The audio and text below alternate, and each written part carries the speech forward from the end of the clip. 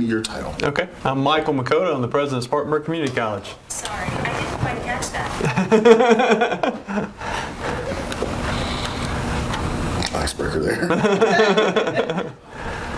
All right, so free tuition for the next school year here at Spartanburg Community College. I know this is an exciting time for you guys, I would imagine. Absolutely, this is a game changer for Spartanburg County, Union County, and Cherokee County. I mean, for our students, for the potential for this growth and opportunity coming out of a pandemic, we're so excited. I mean, ultimately, we have so many students, so much talent in this region to showcase and to grow and expand. And so we launched this initiative last Thursday with our partners, with Spartanburg Academic Movement, as well as with One Spartanburg, and it's going to be incredible to see how this grows and blossoms into the fall semester. Over the next year, I know we'll be able to touch thousands of lives and have dreams come true from this tuition-free opportunity. And individuals need to take this opportunity, because right now we're going to be moving forward and making sure that any adults or any students, people coming out of high school, people may have delayed their experiences last year because of COVID. We want to make sure that they get back in to higher education in order to achieve their dreams. Let me ask you this. Will this qualify for all students or some students? So this is qualified for all students. So we want to make sure that we provide this to all students. And what we've been able to do is utilize resources from multiple different pockets. We're using resources already that are in our state budget allocations through lottery, SC wins, as well as federal funds through traditional means. But we're also using offset dollars in order to maintain retention levels as well as re-engagement. So we not only want to bring our students in, but we want to provide wraparound services. So if students have specific needs, they need to be able to showcase those needs with us, whether it be childcare, whether it be affordability to maintain their GPA average. Maybe they've stopped out of college before. Maybe they didn't have a good experience when they went to school the first time. There was just a student the other day that I ran into that was so excited because 3 years ago they had to drop out of college, and now they're going to come back to Spartanburg Community College and move forward. And whether they're going into a career field, of which we are, the world-class, experts with regards to mechatronics, have the number one student experience with the BMW Scholars Program, or whether it's in the healthcare related field, coming out and getting a job, that's going to be critically important. But also those students that want to take our credits and transfer into continuing on with their baccalaureate degree programs. We have a sustained relationship with many colleges and universities, and our credits transfer. And so those individuals who have stopped out or have had challenges throughout the last year or even previous years, we want to re-engage them and showcase their retention and their success. So this is going to be a great year. I know you said all students. Is this geared towards in-state students, out-state students, online, regular on campus? Yeah, it's geared towards students, citizens of the state of South Carolina, or working in the state of South Carolina. So if you work in the state of South Carolina but live outside of the state, we will still utilize this scholarship for you. But we also want to focus in on all different types of platforms. So whether it be online, whether it be in person, whether it be in hybrid, and in some cases we want to make sure that those students have the best pathway in order to reach their goals and ambitions. In some cases, some students may want to take one online class and they want to take one in-person class. That's up to those students. We do require that the students take at least 6 hours. So they have to take at least 2 courses. They have to take 2 3-hour courses. Okay, that's good to know. How much is this costing the college? So we don't know the total cost amount. We've estimated what the differential will be, but we have reserve funds, and I can't speak to the total amount, because if you package all those pieces together, it'll be a multi-million-dollar venture. But we have backup funds in the neighborhood of about $5 million to support this effort beyond what we would normally be able to support on a regular basis. On average, or in past years, how many students have you guys normally had enrolled here at the college? So last year we had about 4,500 students that were full-time equivalent students, but then we have another 5,000 students or so that are tied into other program of studies, as well as our continuing education programs, which also include some of our training programs that are not full-time equivalent students moving towards an associate or baccalaureate degree program. But those quick training programs are also in need, and we have a lot of availability with regards to scholarships in those areas. This specific program for our free tuition does not apply, but we do have scholarships with regards to short-term training. So individuals who are wanting to come back to school, say to get a CDL or meet the needs of CNA programs or other types of programs, those can be up to 6 weeks, and we have some scholarships available for those individuals as well. But that's not tied to this specific tuition program. This tuition program is for full-time equivalent students or part-time students taking up to 6 hours, moving towards either a certificate, a diploma, associate's degree, or moving towards their transfer for a bachelor's degree. That is pretty impressive. When this idea was presented or came about, did you think initially, oh, this is a bit overzealous, a bit much?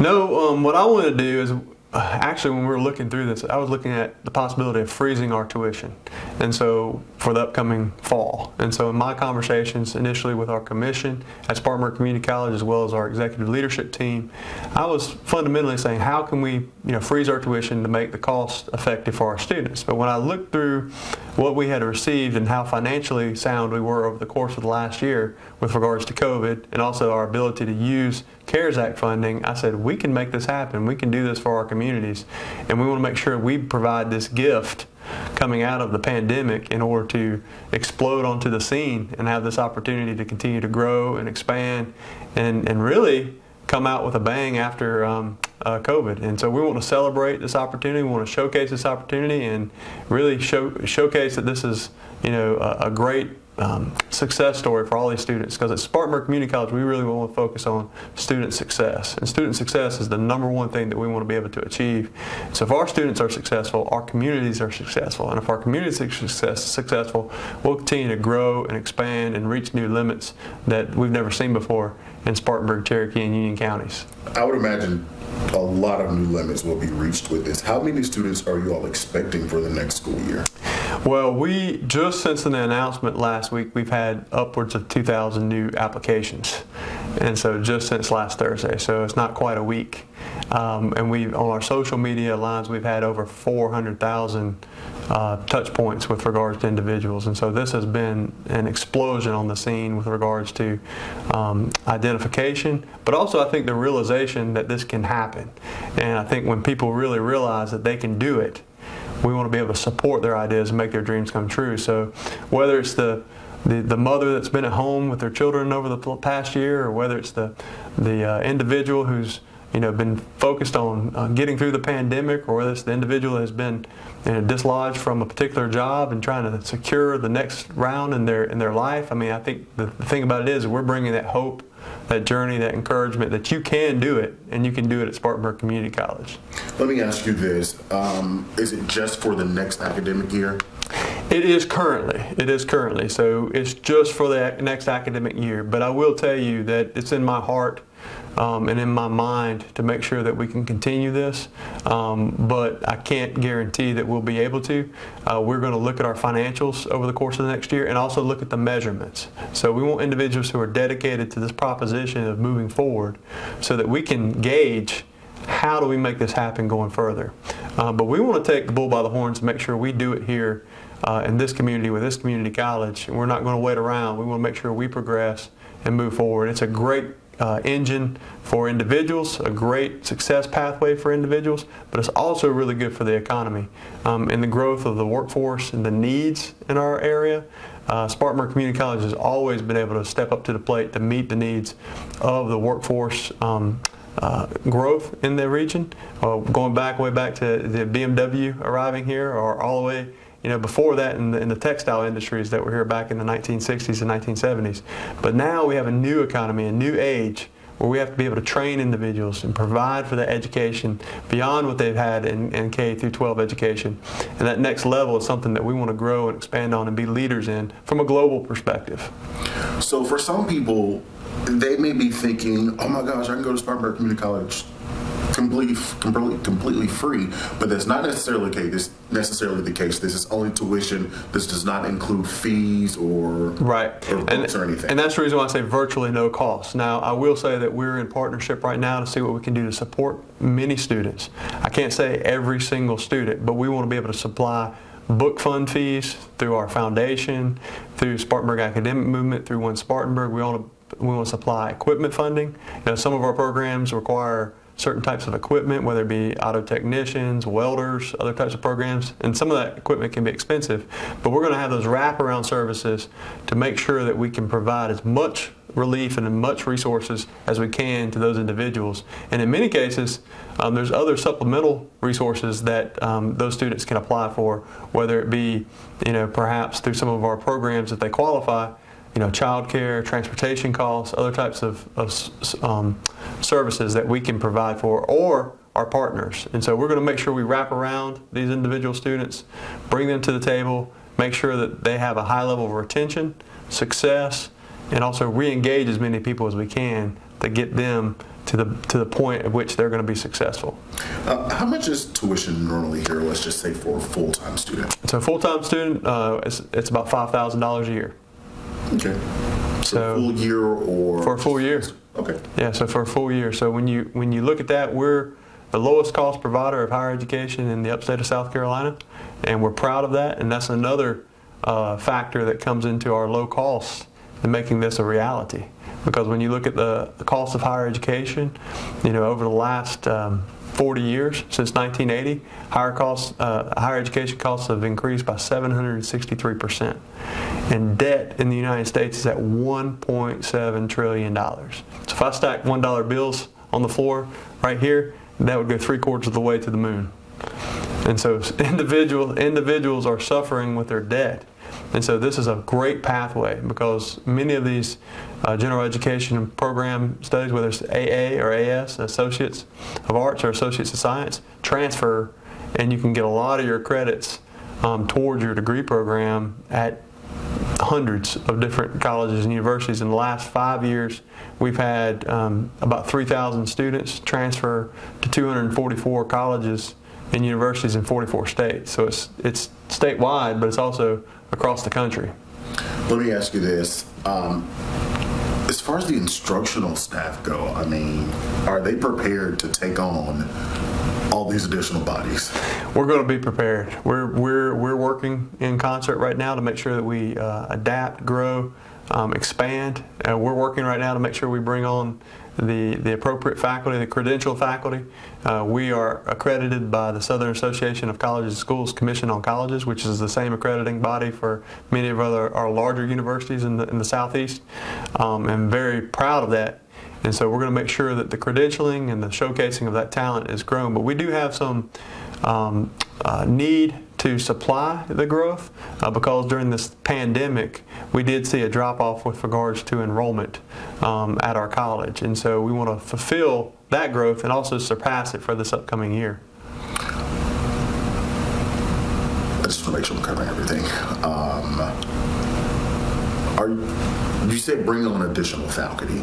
How much more faculty will you guys be bringing on? It's hard to say right now. We're working in some areas because we know we'll have to bring on specific need faculty, but we are really operating at a larger capacity last year because we had in-person, hybrid, and online classes, and so it really stretched us with regards to our capacity of teaching. What I mean by that is we had to hire additional faculty last year to meet the needs of our students because we didn't have one in-person class. We didn't have a single in-person class that had more than 15 students.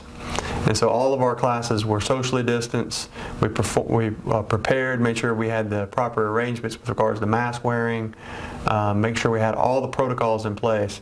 But we limited our student body on our campuses in which we serve. We did have about 40% of our students take in-person classes, but that also meant that we had to expand online classes, hybrid classes, and so we had to have additional faculty take that on. And so instead of shrinking this year, because we're moving students all the way back into full-time in-person classes, we're using those additional faculty plus in order to grow out and maintain this influx of students that we'll see in the fall.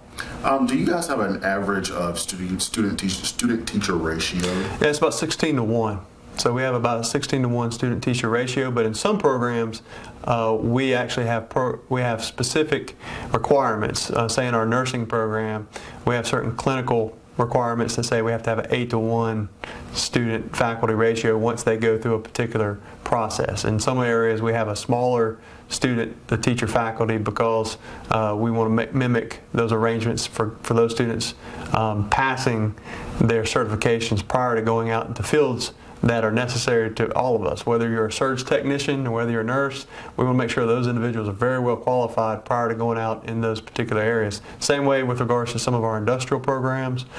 We have that hands-on, face-to-face instruction that's strong. Now in some of our classes we can have larger classes, say an English 101 or Math 210 or something like that, but we really don't eclipse in the numbers of 30 or maximum of 35, 40 students really. So we're really a teaching college and we want to make sure we focus in on our students. When you look at some of the larger universities, when you have multiple hundreds of students, we believe in making sure that our students are successful and having that one-on-one connection with the faculty and staff, and so that's very important to us. I would imagine all students would have to submit FAFSA. Yep. Yeah, it's been such a long time. I would imagine they're going to have to submit that form for. That's correct. That's correct. So we are requiring the FAFSA form, and the reason being is that there's two purposes for that. Number one, we want to make sure we get a snapshot of what the student is facing with regards to their financial challenges. But the second piece is we want to make sure we pull down the other resources that are already available so that we can showcase the opportunity to provide the resources that we have on the table right now to those students in most need for retention purposes as well as re-engagement. And so those are the factors that we considered, but there are a tremendous amount of resources already on the table. We're very thankful for South Carolina Lottery as well as the SE Wins funding, including any other federal funds that we can pull down. But in some cases, students that may not have been accepted or actually been approved for some of those programs, we will look at those students on a case-by-case situation and see what we can do to help them to achieve their dreams and their goals and their aspirations. And so that's what's exciting about this particular program. And winding down on the interview, for students that want to take advantage of this come August, when is the deadline for them to go ahead and start submitting all of their paperwork and applications? Well, we would love for them, and the FAFSA due date typically is June 30th, and so we will focus on that June 30th time frame. We will work with individuals post that time frame, but if they can go ahead and get the FAFSA in before June 30th, that would be incredible, because we'll be able to help them and get them registered, make sure that they are set up for the fall. Anytime after that, we will continue to work with them to make sure that they have the FAFSAs in place, but as that gets closer and closer to August, we have to make sure we have our classes in place. We have to make sure we have our faculty, set up and arranged in order to meet the student demand. And so we would encourage students to try to get in, try to make sure they have at least the FAFSA completed, their intent for enrollment by June 30th. But post June 30th, we will work with individuals up until the start of the semester in August. But as that clock ticks, we want to make sure that those individuals come ready and come prepared to get started. And if they have any kind of questions, they can contact us to make sure that we're here for them, walk them through. And this is a supportive hand-in-hand project, and we're going to make sure we not only hold their hand through this semester, but through to completion of whatever their goals or aspirations are. Perfect. Is there anything else I'm missing or anything you feel like I should know when it comes to telling the story? I just feel very fortunate and proud to be back here where I grew up in the upstate of South Carolina, and to be able to bring something to the table that will change so many lives and have such a dramatic impact on society. And we'll see huge benefits from this in years to come.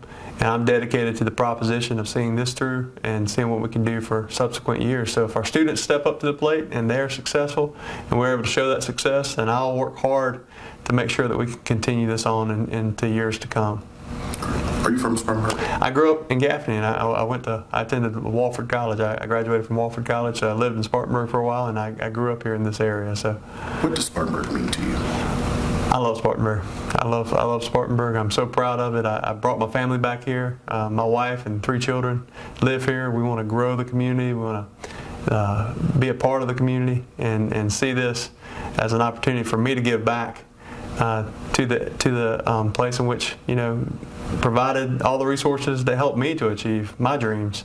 And so now I want to give back to the community that, helped to support me and grow me. And I tell you, that's a passion that I have. So every day I come into work, I'm excited about bringing my passion to the table so that we can all engage and build a brighter future for tomorrow. And what better way to do that than through education? Because at the end of the day, no one can take away your education, and you can be able to take that education and make your dreams come true. And it showcases to all of those individuals that are growing up and looking for that higher aspiration that they can do it and they can be successful. I've always said one of the maxims I've lived by is you can be whatever you resolve to be. And at the end of the day, if someone resolves to do it, here's your opportunity. Here's your chance. Come to Spartanburg Community College and you'll be able to make your dreams come true. Great. That's all I need. Thank you so much.